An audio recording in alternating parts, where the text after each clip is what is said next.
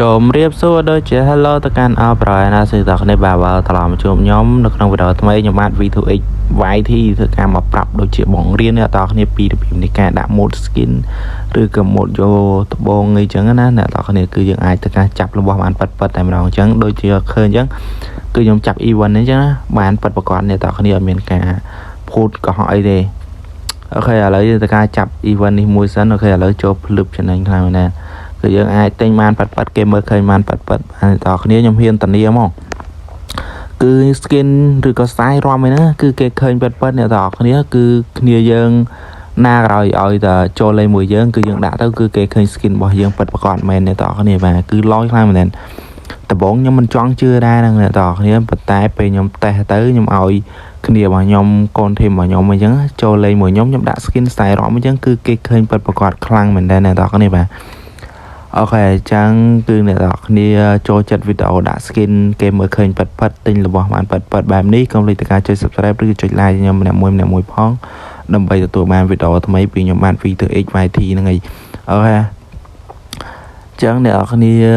សង្ឃឹមថាអ្នកនរគ្នាពេញចិត្តវីដេអូមួយនេះចុច like subscribe ម្នាក់មួយមកអ្នកនរគ្នាមកសុំចិត្តហ្មងណា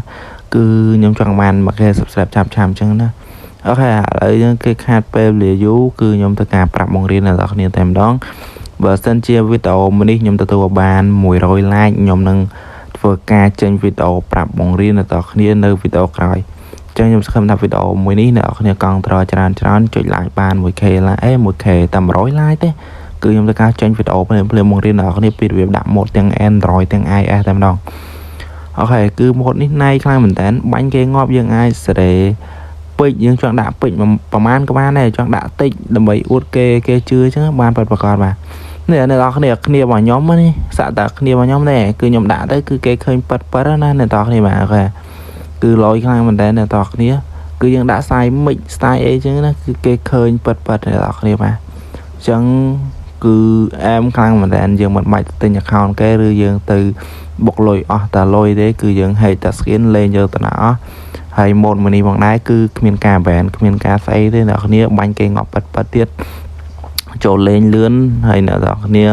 លេងមួយគ្នាកោតទាំងអស់លេងវរែង class sport custom វគ្គ4ស្មើអីហ្នឹងគឺលេងបានទាំងអស់តែម្ដងអញ្ចឹងអ្នកគ្នាគឺលយខ្លាំងមែនតើ mode មួយហ្នឹងហើយគឺខ្ញុំរៀនអ្នកគ្នាដល់ free ខ្ញុំសុំតែវីដេអូនេះ100 like ទេខ្ញុំទៅការបង្រៀនអ្នកគ្នា